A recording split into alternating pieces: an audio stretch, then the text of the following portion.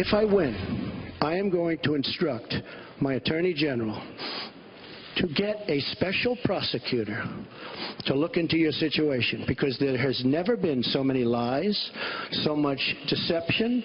There has never been anything like it, and we're going to have a special prosecutor. She did some bad things. I mean, she did some bad things. A special prosecutor? I don't want to hurt them. I don't want to hurt them. They're good people. I think he's thinking of many different things as he prepares to become the President of the United States, and things that sound like the campaign aren't among them. Well, having defeated his foe, Donald Trump is now expressing some degree of magnanimity, saying he no longer has an interest in bringing in a special prosecutor to prosecute Hillary Clinton. So what to make of it? Let's bring in our panel now. Fortune magazine's Nina Easton, Amy Walter, national editor for the Cook Political Report, and syndicated columnist Charles Krauthammer. Charles, any thoughts? I think it's the right thing.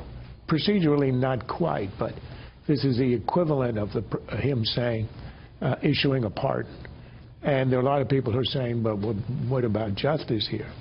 Well, the point of the pardon power, which is always rather odd in any constitution, is to allow political expediency, or, if you like, reasons of state, to trump justice.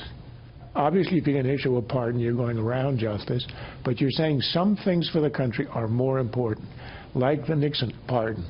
He might have been guilty, he never was tried, but it was done so that the country wouldn't have to suffer that long national nightmare anymore.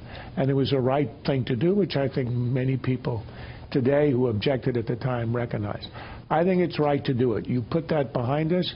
Yes, there are probably offenses which are prosecutable. Maybe she would be convicted, but that's not what we want to do. We do not want to see national political opponents putting each other in jail.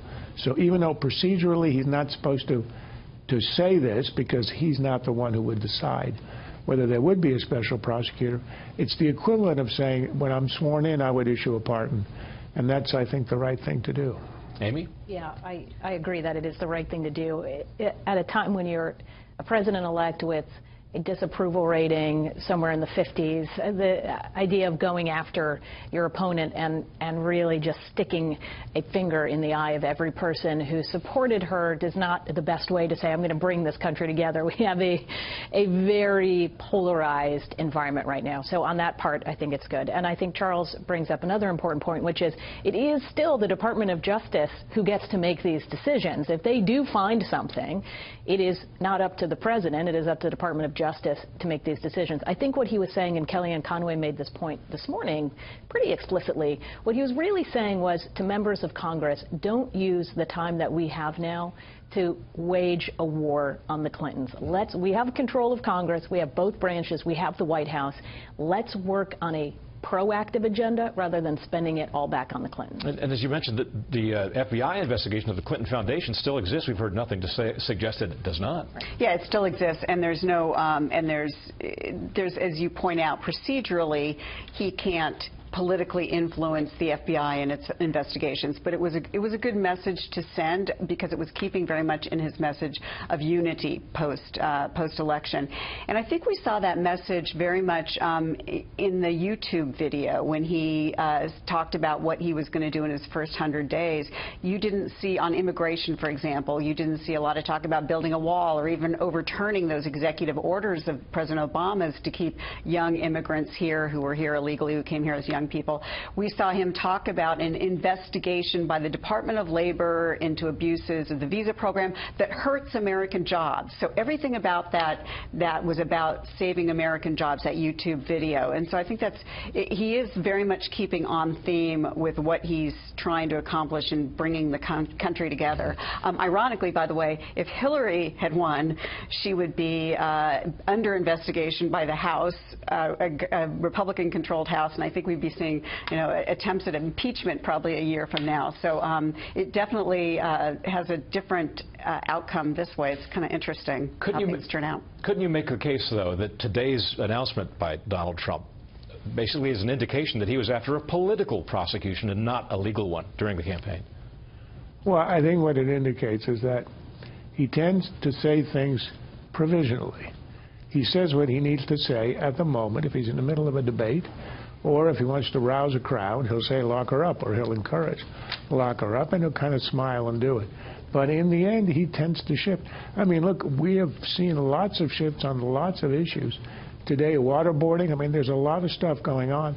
And it makes you think that what he believes about campaigning is you say what's useful at the time, and then later you figure out how you want to govern. There's an alternative theory, though, that I've been hearing a little bit of today, that the similarities between the Clinton Foundation and her position as Secretary of State is not all that different from Donald Trump's coming position and his own family's interest. Absolutely, and this is going to be a key issue for the next how many months, depending on how he decides to handle this issue. And it looks like from his conversation with the New York Times today, he's not interested in divesting his investments. He's not interested in doing some of the things that even the Wall Street Journal suggested he should be doing. And so that leaves him in a very vulnerable position. Now, every time we see, whether it's a legislative action, something that the president does himself, there's going to have to be a question mark then about whether this actually benefited him and his companies. There are constitutional issues that still have to be addressed that we've never seen before. So we could be in for a very long, messy ride. You talked about this New York Times meeting today, which was acknowledged by Donald Trump early in the morning. It was then withdrawn by Donald Trump, saying that the ground rules had been changed, and then he retracted the retraction, saying the meeting's back on again at the New York Times. New York Times reporters were tweeting this as the meeting was going on, and I want to read through a handful of these things. Tweets from the New York Times: I don't think we should be a nation builder, Trump says of the U.S. role in the world. Syria, we have to solve that problem, Trump says, as he has a different view than anybody else. Donald Trump on the New York Times, quote, I do read it. Unfortunately, I'd live about 20 years longer if I didn't. Asked point blank about the Nazi conference in D.C. over the weekend, Donald Trump tells the New York Times, of course, I disavow and condemn it. And then on Steve Bannon, quote, if I thought he was a racist or alt-right or any of the things, the terms that we could use, I wouldn't even think about hiring him. And then Trump, lastly, Jared Kushner could help make peace between Israelis and Palestinians. A lot covered there, Nina. There was a lot covered there. It's interesting, I think, you see the New York Times tweeting, which of course is the preferred vehicle of communication by the president-elect. What I found fascinating over the last several days or since the election was we have seen now the near total complete disruption of the traditional media. All the gatekeeping that traditional media, and it's not just establishment media, it's right, left, anybody, it's traditional media has been upended by this president-elect who chooses to tweet, and I still love that quote he from last summer, the summer before this, where he said, I love tweeting, it's like owning the New York Times without the debt.